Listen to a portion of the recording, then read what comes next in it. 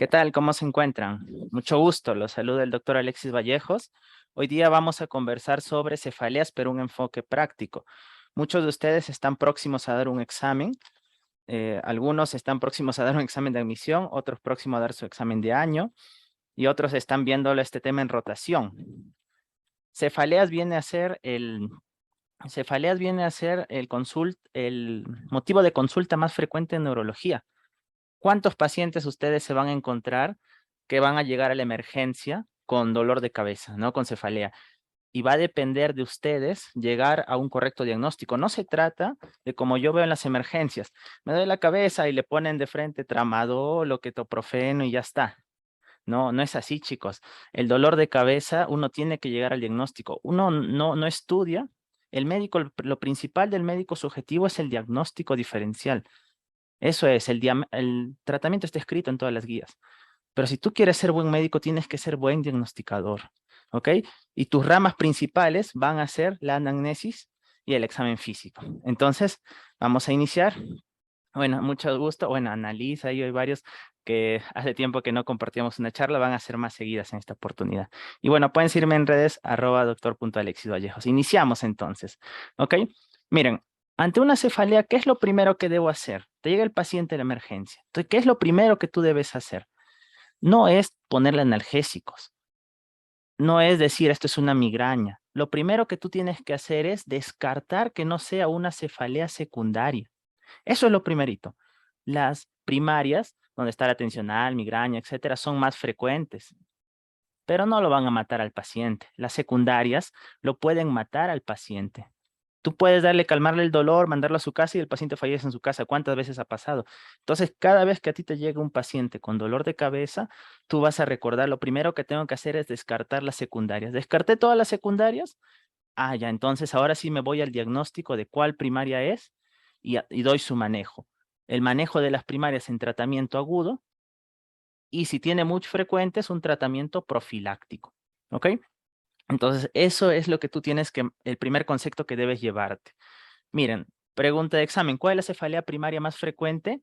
La tensional. Todos nos hemos estresado, hemos tenido cefaleas, pero por eso no van los pacientes a emergencia. La cefalea más frecuente por la cual el paciente ocurre a emergencia es la migraña, es la más frecuente por la cual el paciente acude a emergencia de las primarias. ¿Ok? Pero, como te repito, tú tienes que descartar las secundarias donde hay infecciones. ¿Qué tal si el paciente tiene una meningitis y viene con dolor de cabeza? ¿O qué tal si el paciente se ha golpeado la cabeza hace meses y aparece un hematoma subdural crónico y por eso está llegando? ¿Qué tal si el paciente está haciendo un SB? ¿O qué tal si mi paciente se ha roto un aneurisma, un HCA o tiene un tumor? Entonces, capaz tú le calmas el dolor y te sientes bien porque manejaste, pero el paciente en su casa va a fallecer. Ya, y a veces ni nos enteramos, pero eso ocurre. Yo quiero preguntarte, ¿cuántas veces has visto en la emergencia que utilizan el fondo de ojo? Y la otra pregunta, ¿tú tienes tu oftalmoscopio para que entrenes esa parte? Esto es muy importante. Los ojos son la ventana del alma, dice una frase, pero también del cerebro. Entonces, es algo que no se hace en la emergencia. Nosotros vamos a ver ahorita la importancia, ¿ok? Entonces, lo primero que debo hacer es descartar las cefaleas secundarias. Mira la prevalencia y la migraña. La migraña es más frecuente en mujeres, eso tienes que tenerlo en claro, ¿ya? Pero su prevalencia va disminuyendo hasta los 50 años. Entonces yo quiero que tú darte una perla ahorita. Cualquier cefalea en paciente mayor de 50 años, así se parezca a la migraña, ¿qué es lo que tú tendrías que hacer en este paciente? Cualquier paciente te llega y apareció su cefalea y él tiene más de 50 años. Y tú le preguntas, ¿tú antes sufrías dolor de cabeza? No. Pero todo se parece a migraña, ¿ah? Un solo lado, tipo latido, no hay focalización, ¿ok? ¿Qué enfermedades, esto es la epidemiología, qué enfermedades son más frecuentes en los ancianos? ¿Qué es más frecuente? Solo con la edad lo sacas. ¿Qué es más frecuente que ocurre en los ancianos?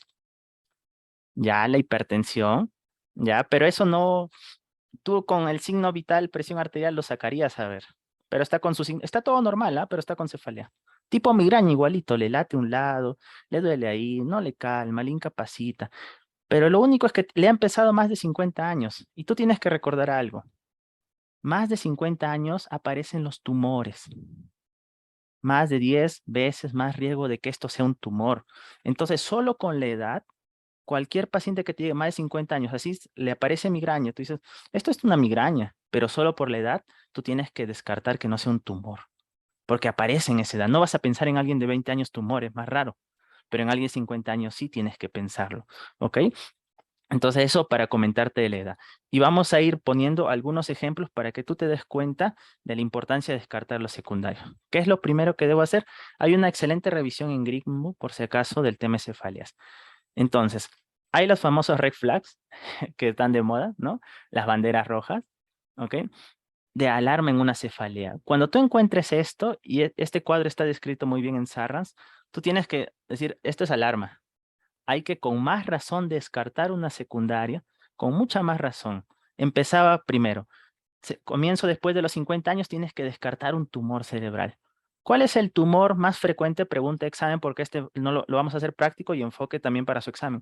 ¿Cuál es el tumor más frecuente en el adulto del sistema nervioso central? Pregunta examen en AN también, pero también ha venido en su año. Tumor más frecuente del sistema nervioso central del adulto. Claro, excelente, Annalise, muy bien. Uy, excelente, Fiorella, excelente, ¿ah? Así, muy bien. Las metástasis, claro. Entonces, cuando le empieza un dolor de cabeza a partir de los 50 años, no antes lo tenía, tienes que pensar que puede ser un tumor y más que sea un tumor primario, puede ser una metástasis. ¿Y cuáles son los tumores que pueden metastizar a cerebro? No son todos, por si acaso, ¿ya? Pero generalmente los que pueden metastizar a cerebro hay una mnemotecnia, por ejemplo, come purito, ¿no? Entonces, ¿cuáles pueden metastizar a cerebro? ¿Ya? Tenemos el cáncer, el melanoma, ¿ok? El cáncer de mama, el cáncer de colon, ¿ya? Entonces, son algunos ejemplos que van a metastatizar a cerebro. Entonces, tenemos cáncer de mama, cáncer, el melanoma, ¿ya? El cáncer de mama, el cáncer de pulmón, ¿no? Entonces, acá lo tenemos, ¿no?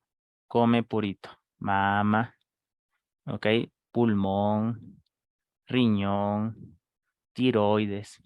Eso de ahí y bueno, entonces esos son los más o menos los que tenemos, ¿no? Que van a metastizar, coriocarcinoma también, pueden ir a cerebro, ¿ok? Entonces eso es lo que tú tienes que tener en cuenta.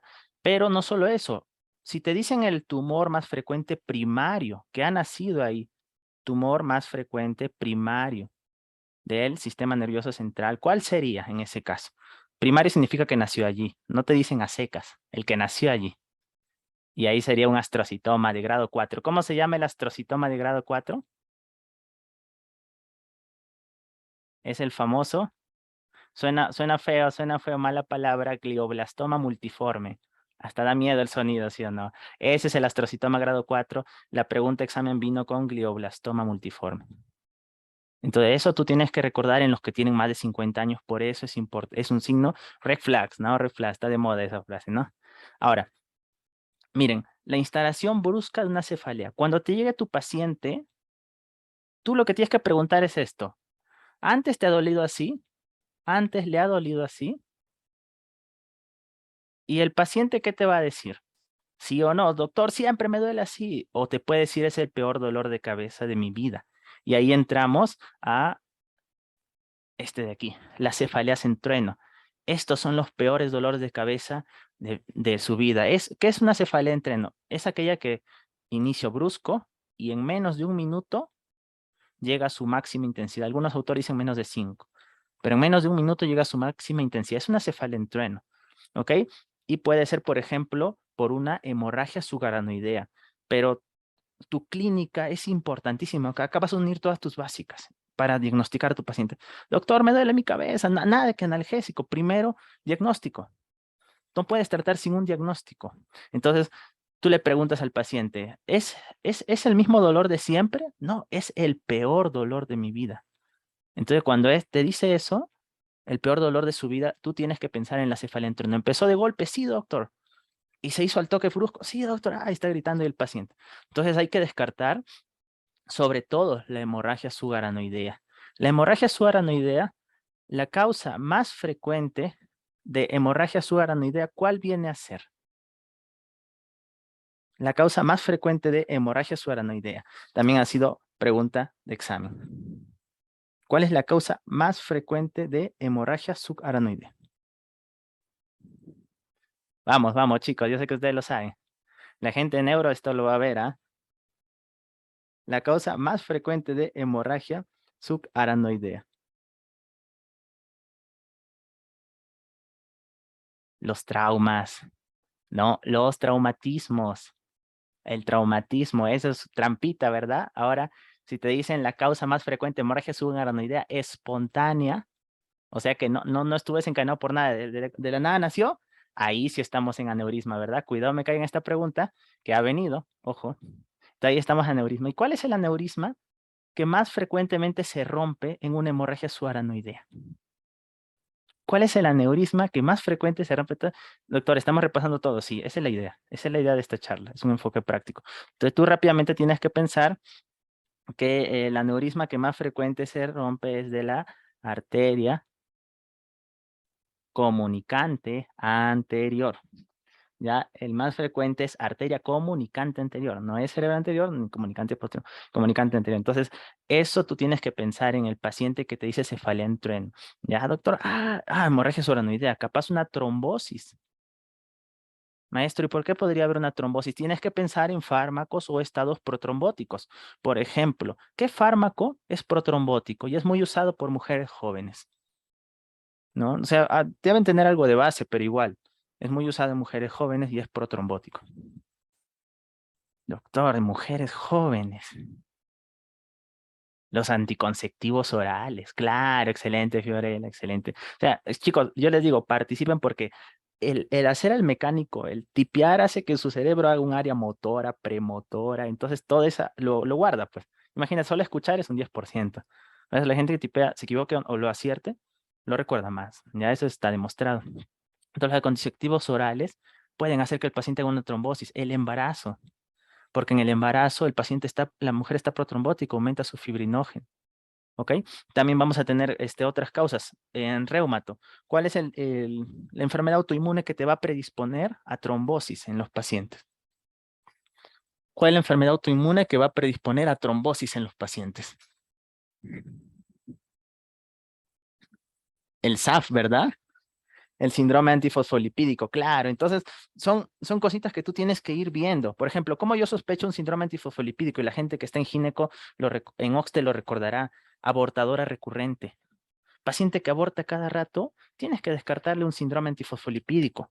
Entonces, esos pacientes pueden hacer trombosis, ¿ya? Y así tenemos muchas causas que nos pueden hacer cefalea entre uno, que ya no me quiero extender en este punto porque vamos a ir por partes, ¿ok? Entonces, continuamos. Miren, cefalea de intensidad progresiva en su evolución. Cada vez sigue aumentando, doctor. El dolor de cabeza, yo siempre he tenido, pero cada vez está peor. O sea, ya la semana, hace un mes ha aumentado, la semana, entonces es un dolor progresivo. ¿Tú qué tienes que pensar? Algo está creciendo ahí. Progresivo, algo está creciendo. O es una masa, que puede ser un tumor, o incluso podría ser tal vez un tuberculoma, un absceso. Entonces puede estar ahí algo creciendo y tienes que buscar. Si va progresando es un red flags. ¿Ok? Cefalea reciente en pacientes con cáncer. Si tiene cáncer, metástasis. Si toma anticoagulantes, sangró. Entonces eso no lo mandes a tu casa, busca. Datos de enfermedad sistémica, migraña con aura atípica. ¿Ya? El aura de la migraña, por si acaso, debe durar entre 5 a 60 minutos. Un aura prolongada. Descarta otra patología en obra prolongada. Tal vez está haciendo alguna epilepsia, tal vez hay algo ahí, ¿ok? Entonces, una obra prolongada hay que sospechar de un TIA, ¿ok? De un ataque isquémico transitorio. Entonces, eso es importante. Auras atípicas nos referimos a lo que no sea visual. Si el paciente tiene auras que no sean visuales, hay que descartarle algo. El aura debe durar 5 a 60 minutos. Acaba aura, empieza cefalea. No puede el aura seguir y continuar la cefalea, no. No puede la cefalea acabar y el aura seguir, no. Porque eso te dice que hay algo ahí. Hay una masa, hay una lesión, hay una malformación, etcétera. ¿Ok? Cambia la característica, cada vez está peor. ¿Ok? Cefaleas intensas desencadenadas por esfuerzo, actividad sexual, tos, determinada postura. Entonces eso le preguntas al paciente, ¿ah? Cuando usted tose, ¿le duele más la cabeza? Sí, doctor. Cuando usted está acostado, ¿le duele? Sí. Después, en la relación sexual, en el momento del orgasmo es casi, ahí me duele, doctor. Entonces, eso es importante y vamos a ver por qué. Convulsiones, obviamente, deterioro cognitivo, exploración neurológica normal. Entonces, son síntomas de alarma que tú tienes que tener en cuenta. Y acá te he resaltado una. Aquella cefalea que es solo unilateral, la migraña, chicos, duele en un solo lado, ¿cierto? Generalmente, no siempre. Pero a veces es en el lado izquierdo, a veces en el derecho. Pero tú tienes un paciente que solo es en un lado, solo es toda la vida acá, acá. Descártale que haya una masa. La masa duele homolateral. ¿Ok? Una estrictamente unilateral hay que descartar una lesión.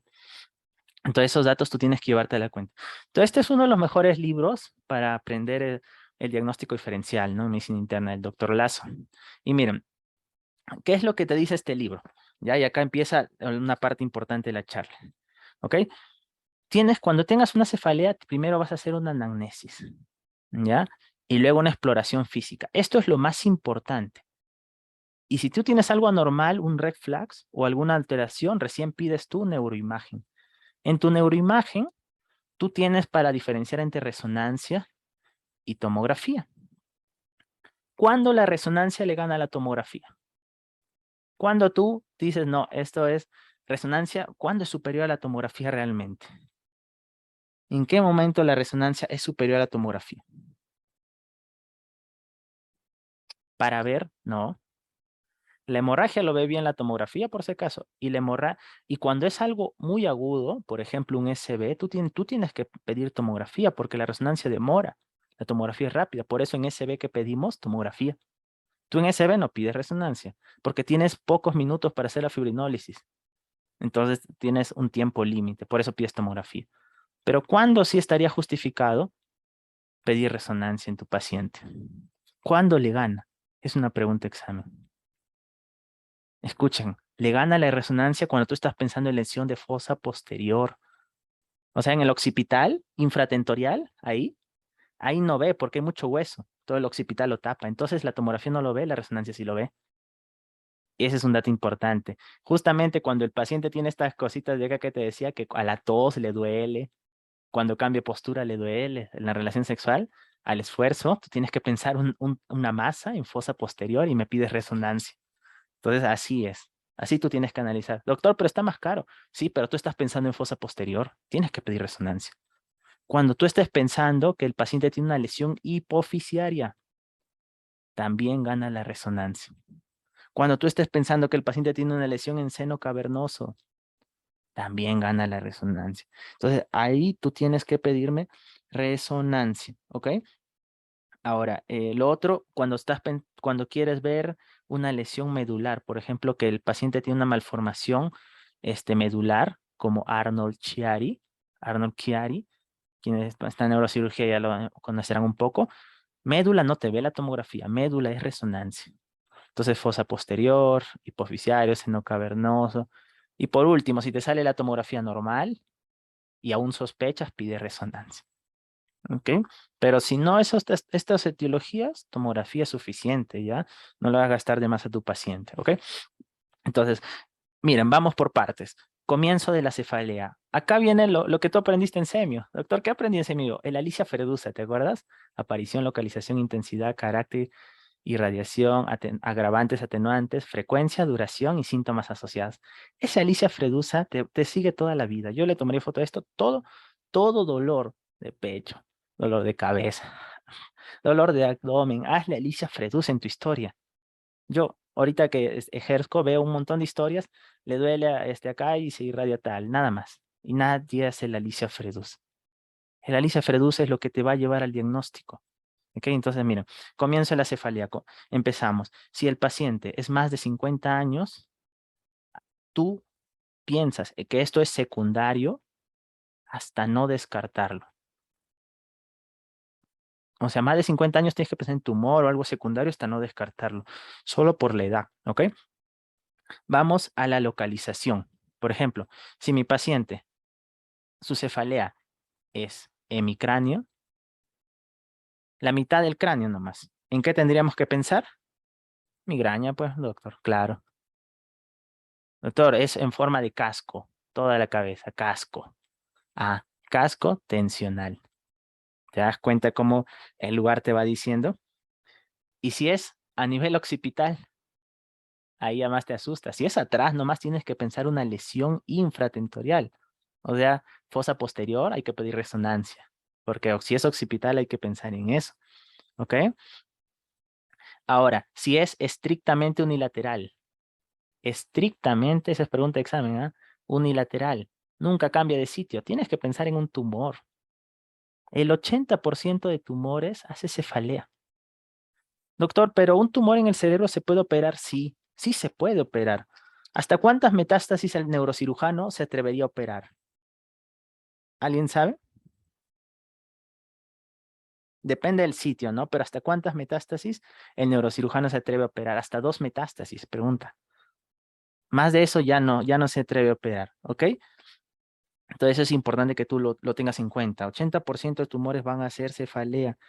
Y están con esa cefalea que le dicen que es migraña tensional y nadie le diagnostica el tumor. Cuando ya está avanzadísimo, recién le diagnostican. Y ya no hay nada que hacer. Todo diagnóstico temprano lo puedes solucionar, tardío no. La mayoría de diagnósticos tardíos no lo vas a poder solucionar, ¿ok? Otro, doctor, a ver, otro datito por ahí. La duración, pues, la duración. ¿Ya? ¿Ok? Por ejemplo, si me está durando, dura poquísimo, ¿no? Más o menos entre 5 a 20 minutos. ¿En qué cefalea estoy pensando aquella que me dura entre 5 a 20 minutos? Doctor, me agarra un dolor muy fuerte, pero ya me pasó. A los 15 minutos, hasta que le pone la vía, le pasó. Y al otro ratito, doctor. Y así estás, 15 minutos en promedio. Más o menos estás así. ¿Qué cefalea es esta? Esta es una cefalea que tiene que ver del trigémino, autonómicas. Esta es hemicrania paroxística. Doctor, pero la del racimo dura un poquito más, puede durar de 15 hasta 180 minutos. Esta es la cefalea en racimos. Ya. Maestro, ¿y la migraña? La migraña va a durar más de 4 a 3 días. Esa es la migraña. Ok. ¿Y la tensional? Doctor, ¿yo que me estreso? Tu tensional te puede durar hasta 7 días. De 4 hasta 7 días. Esa es la tensional. ¿Ok? Entonces, por la duración lo puedes sacar tú. Solo preguntando nomás. Ahora, alguien me dice cómo se llama una migraña que dura más de 72 horas. Sí existe, pero lo vas a diferenciar de la tensional. La tensional se diferencia de la migraña porque la migraña lo postra al paciente. El paciente no hace su vida normal. La tensional sí puede ir a trabajo. Entonces, si dura más de 72 horas, ¿cómo se llama la migraña? Y esta es la que nos llega a emergencia porque el paciente va cuando ya está demasiado mal. ¿Cómo se le llama? Hace el análogo. ¿Cómo se llama una convulsión que dura más de 30 minutos? Claro, muy bien, Yomaira, excelente. Así como la convulsión más de 30 minutos se llama estatus epiléptico, acá se llama estatus migrañoso. Y yo te voy a enseñar a tratar el estatus migrañoso, ¿ok? Cuando te llegue en emergencia, ¿qué es lo que vas a hacer? Listo, eso es importante que lo recuerdes. Su frecuencia de aparición. ¿Por qué se llama en racimos? ¿Ok? Porque aparece un tiempo, ya no. Y así está. ¿No? Ese es un tiempo que va a aparecer. Son salvas. En la del racimos se llama también cefalea de Horton, cluster, ¿no? Cefalea histaminérgica. Y aparece en salvas. Estas salvas pueden durar de 2 semanas hasta 6 meses, ojo. Generalmente dura menos. Y luego desaparece un tiempo. Y así vive el paciente con esto. Eso es horrible. Esta cefalea, la cefalea en racimos se asocia a suicidios. Ojo. ¿Ya? Y es importante. Entonces, la que aparece así es la en racimos, pues. Está mucho tiempo sin nada y es. En la frecuencia de aparición. A ver, doctor, otro ejemplo. Ya, la que lo despierta al paciente en la noche. ¿Qué cefalea puede despertar en la noche a tu paciente? Y ya vamos a ver un cuadrito del Sarrans, muy interesante. Pero la que lo despierta en la noche puede ser la migraña o la de Horto. Ya esos despiertan en la noche. Y una importantísima, la cefalea por hipertensión endocranial. La cefalea por hipertensión endocranial. Y ahí sale la pregunta, ¿no? Y ha sido una pregunta de examen. ¿Cómo defino hipertensión endocranial? ¿Presión intracraneal más de cuánto? ¿Por cuánto tiempo? Porque esa es una pregunta de examen. Ojo, ¿cómo defino hipertensión endocranial? ¿Presión intracraneal más de cuánto? En milímetros de mercurio, si gustan. ¿Por cuánto tiempo? Doctor, ya eso es mucho. Es presión más de 20 milímetros de mercurio por más de 5 minutos. Esa es la definición de hipertensión intracraneal, ¿ok? Más de 20 milímetros de mercurio por más de 5 minutos. Entonces, ese datito tú tienes que tenerlo en cuenta. Cuando el paciente tiene hipertensión endocranial, hay que descartar si no tiene una masa que está haciendo esa hipertensión endocranial. Y la clínica va a ser muy característica. Chicos, ustedes saben la tríada de Cushing, ¿no? Claro, maestro, la tríada de Cushing. La tríada de Cushing, por si acaso, es premortem. Esa triada que es alteración respiratoria, bradicardia, es premortem. Cuando tú veas esto, se te muere ahorita. Se va a enclavar. Entonces tú tienes que sospechar hipertensión antes. Ya te voy a enseñar cómo lo vamos a sospechar, pero el fondo de ojo es vital. Por eso tú tienes que aprender a manejar tu oftalmoscopio. Ya, doctor, pero la enfermera me mira mal, que me demoro. No importa. Tú has estudiado para hacer el diagnóstico. ¿Ok? Eso tú tienes que recordar. ¿Listo? Porque en el hospital te va a pasar eso. Todos quieren que hagas rápido, pero no es así las cosas. Ya al final perjudicado es el paciente. Vamos con la cualidad. ¿Ok? La cualidad y la intensidad. Entonces, en cuanto a la cualidad, voy a ponerlo por acá, la cualidad del dolor. Luego nos vamos a la siguiente diapo, ¿ya? En la cualidad del dolor, es interesante que tú sepas que, por ejemplo, la que el paciente te dice, doctor, siento que me han tirado un martillazo de golpe. Ah, un martillazo, hemorragia subaranoidea. Esa es la trueno, pues. Un martillazo de golpe, ¿ya? Y generalmente cuando es hemorragia subaranoidea como es, generalmente puede ser occipito cervical. ¿Por qué se puede ir al cuello? Porque la sangre se baja, ¿sí o no? La sangre se baja por la médula. Por eso nosotros, para cuando no tenemos el diagnóstico de hemorragia, hacemos punción lumbar también. Si no lo vemos en la imagen, Fisher 1 no lo vemos, punción lumbar. ¿Ok? Entonces, eso es importante. ¿Ok? Pulsátil, obviamente, migraña. Claro, pero doctor, fácil, fácil. Opresivo, sordo, esa es tensional, la opresiva. Sordo, esa es tensional. ¿Ok? Y la que te dice, esta que me ponen un clavo en el ojo, ese es Horton. Ese es Horton y es la más dolorosa de todos, ¿ok? Entonces, te das cuenta cómo con los datitos vamos nosotros sacando cuál es. En tu caso clínico de tu examen te van a poner algo así. Te van a poner una cefalea que despierte en la noche, una que dura 5 minutos, ¿no? Te van a poner una que aparece cada 6 meses. Te pueden poner una que es unilateral siempre, ¿ok? Entonces, eso tú tienes que diagnosticarlo, ¿ya? Vamos a continuar un poquito. Y miren acá, Alicia Feruza, no nos quedamos en la intensidad del dolor. La intensidad es importante porque generalmente la intensidad que al paciente lo puede postrar, o sea, no hace sus actividades, deja el trabajo, etcétera, no pueden trabajar, es la migraña. Y obviamente las que son en trueno. Y la Horton, pero la tensional no. Si el paciente está como si nada, le duele, pero está haciendo sus cosas, piensa más en tensional, ¿ya? Y no te vas a equivocar. Factores precipitantes y agravantes. Esto es interesantísimo, ¿ok? Entonces, por ejemplo, tú le puedes preguntar, y señor, ¿usted qué hace cuando le duele la cabeza? ¿No? Y, por ejemplo, te puede decir en la menstruación me duele si es mujer, ¿no? Y esa es típico de la migraña. Entonces tiene que ver mucho con el ciclo del estrógeno, ¿ok? Eso tiene que ver. Hay ciertos alimentos. Ya vamos a ver un estudio. Vino, ¿no? Chocolate, café, muchas cosas que típico de la migraña. Por todo paciente con migraña, yo que le digo a mis pacientes, tienen que llevar un diario.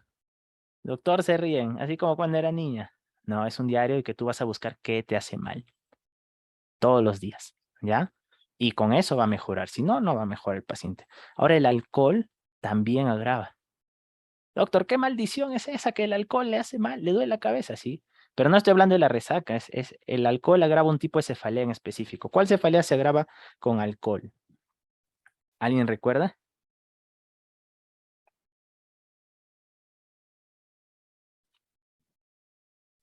Sobre todo la agrava, puede agravar varias, pero sobre todo la de racimos es la que peor empeora, la que peore, la que más empeora con alcohol, ¿ok? Pensando en alcohol, me equivoco. Bueno, vamos a continuar. Entonces, y así tú tienes que ir preguntándole, ¿ok? Y ahí la de estrés va a ser la de tensión, ¿verdad? Y la que empeora es la que te había dicho, ¿verdad? Con Valsalva. Doctor, cuando estoy pujando en el baño empeoro. Doctor, cuando toso, cuando estornudo, no estoy en el baño que pujo, ahí me duele la cabeza. Ah, tú tienes que pensar ahí en un tumor intracraneal. Ese dato no te olvides. El que hace esfuerzo y le empeora, hay que pensar en tumor intracraneal en la fosa posterior o en una malformación de Arnold-Chiari. Eso ha sido preguntado en la fosa posterior. Entonces él hace fuerza, aumenta el líquido cefalorraquídeo y plug se tapa, le duele pues. Entonces eso es importante que lo recuerdes. ¿Ok? Ahora, de estos dos, la que puede empeorar con el ejercicio y los cambios de postura es la del tumor. El tumor empeora con la postura, con el ejercicio. ¿Notó? Pero los tumores solo le dan a los adultos mayores. No, también hay jóvenes con tumores. ¿Ah? El tumor más frecuente en cerebro en jóvenes también es el astrocitoma, pero el grado 1.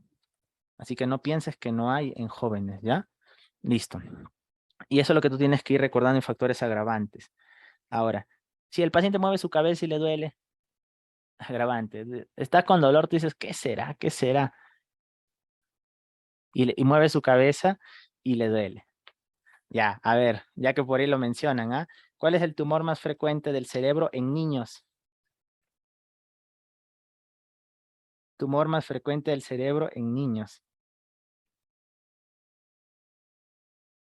El tumor más frecuente del sistema nervioso central en niños, ¿cuál vendría a ser? El astrocitoma grado 1. Grado 1. Ya, al que mencionan es el maligno más frecuente en niños. ¿Cuál es el maligno tumor más frecuente en niños? Ese sí es el meduloblastoma. Ahí está bien, Cristian. El meduloblastoma es el maligno más frecuente en niños. Pero te dicen tumor a seca más frecuente en niños, es el astrocitoma grado 1. Pero el maligno, el meduloblastoma. Y el más frecuente en ancianos, no adulto, a ancianos, es el meningioma. Estas cositas epidemiológicas sirven mucho y los preguntan con frecuencia. ¿Ya? Agravantes, vamos con agravantes, ¿ok? Cuando el paciente mueve su cabeza, tú le dices, a ver, señor, mueva su cabeza. Mueve la cabeza, ¿ya? Y le duele, hay que pensar en migraña.